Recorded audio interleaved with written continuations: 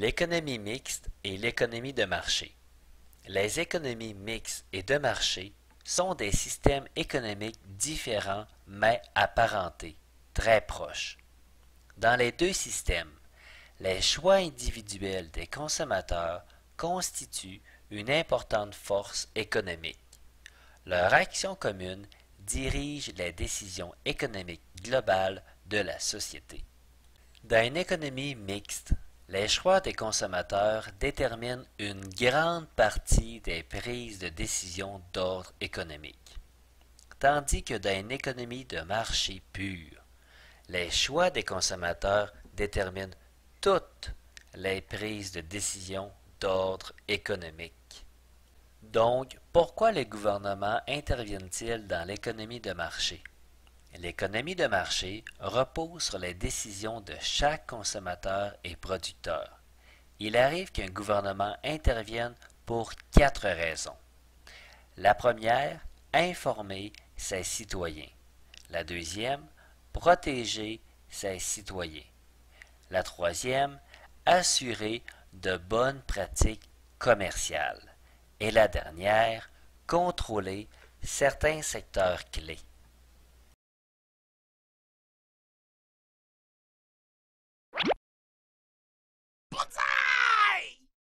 Sur un marché, on dit que la concurrence est parfaite lorsqu'un grand nombre d'entreprises proposent un même produit à un prix identique et qu'aucune d'entre elles ne dispose individuellement d'un pouvoir suffisant pour modifier les prix du marché.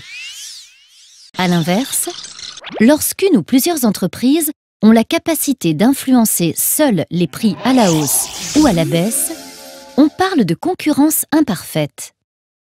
Les types de concurrence imparfaite les plus connus sont le monopole et l'oligopole.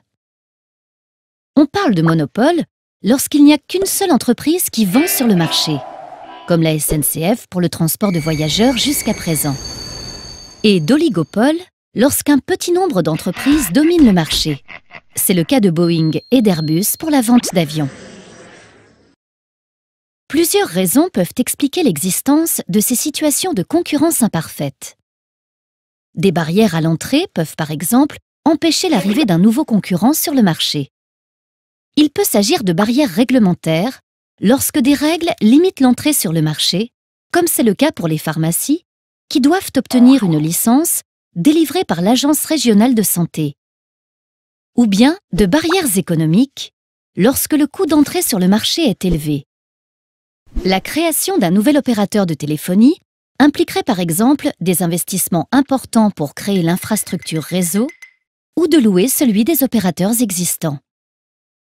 Par ailleurs, certaines entreprises réussissent à développer des stratégies de différenciation très efficaces qui leur permettent de se distinguer de leurs concurrents et de détenir temporairement le monopole sur un produit. C'est notamment ce qu'il s'est passé lorsqu'Apple a lancé l'iPhone, premier smartphone tactile. Pour éviter que les entreprises abusent de leur position dominante en fixant des prix à la hausse au détriment des consommateurs, l'État, via l'autorité de la concurrence en France et la Commission européenne dans l'UE, joue un rôle de régulateur. Il a par exemple facilité en 2012 l'entrée de Free sur le marché, permettant ainsi une baisse générale des prix pour les consommateurs. Cependant, l'État peut être amené à soutenir certaines situations de monopole si cela est bénéfique pour la santé de l'économie ou pour les consommateurs.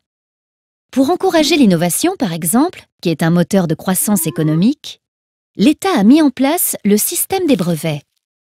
Il permet aux entreprises qui lancent un produit innovant d'avoir l'exclusivité sur ce produit pendant 20 ans maximum, et ainsi de rentabiliser l'argent qu'elles ont investi en recherche et développement.